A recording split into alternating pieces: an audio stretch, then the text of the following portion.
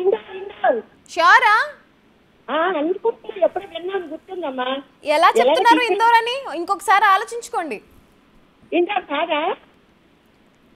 నేను ఆలోచించుకోమని చెప్తున్నా. అవునా? ఇందోరే నాకు గుర్తుందమ్మా. ఎవరు చెప్పారు ఇందోరే అని?